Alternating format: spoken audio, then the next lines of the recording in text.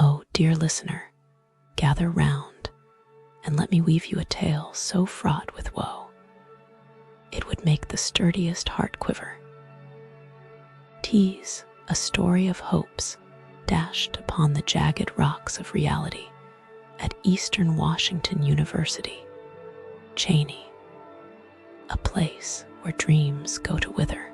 Once upon a recent time, in the quaint, yet tragically misguided town of Cheney, there I was, a bright-eyed, hopeful soul, eager to soak up the wisdom of the ages within the hallowed halls of EWU. But alas, my friends, those halls echoed not with the sound of enlightenment, but with the hollow clatter of administrative ineptitude. You see, at this peculiar establishment, the advisors, those whom you'd expect to guide you like the North Star, were as helpful as a map written in invisible ink. One might say they were annoyed by the very presence of inquisitive minds, their remarks cutting through the air like icy blades, as they dismissively uttered, "Well, this is how we do it, so just deal with it." No consideration for my dreams, my aspirations, just a cold, unyielding adherence to a system as archaic as the cobwebs in an ancient tomb.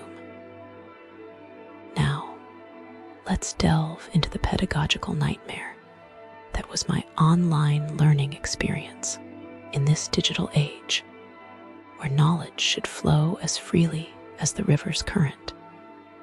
EWU's online platform was as stagnant as a pond in the dead of summer. Classes that should have been a click away were lost in the ether, leaving me to wonder if the university had ever heard of the World Wide Web. But soft, what light through yonder window breaks? It is the East, and Cheney is the sun, a sun that has forgotten to shine upon the dorms, where they bind you by law to dwell. For a sum that could rival the ransom of a king's son, they offer you rooms that are but glorified closets, and meal plans that are a culinary insult to the palate. Imagine, if you will, a monthly fee that could rent you a palace, and instead, Ure granted a cot in a room that's seen better centuries, with food that tastes of sawdust and sorrow. Ah, but the administrative bungling does not end with housing and dining. No, it extends its icy grip into the very core of academic progress. Picture this: Ure told by an advisor, with the certainty of a fortune teller, that you must take certain classes, only to find out at the 11th hour that the rules have changed, and you're sentenced to additional semesters of toil and trouble. It's as if they take joy in watching you jump through hoops, only to move them further away just as you're about to leap through.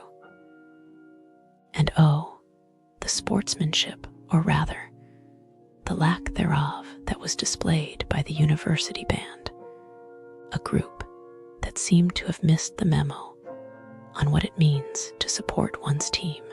Their behavior was so abhorrent, it prompted me to leave a review, hoping against hope that someone, anyone, would take notice and perhaps, just perhaps, offer a modicum of remorse or resolution.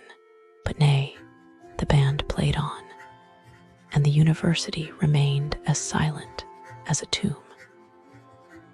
It's a curious thing, is it not, that an institution which prides itself on the virtues of sportsmanship could so easily overlook the cacophony of discord emanating from its own ensemble.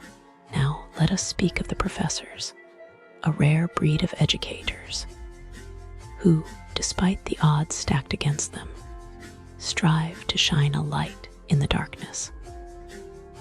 Yet, even their valiant efforts are often thwarted by a system that values profit over intellect, leaving them to navigate a sea of students, adrift in a vessel with more holes than a sieve. And so, dear friends, we come to the end of this sorrowful saga. I am looking into crimes near Eastern Washington University, Cheney, you know, and the businesses around the campus seem to have a dark side. Most shops and showrooms here are small, friendly looking, but some of them hide tricks that can ruin a short 2-week visit.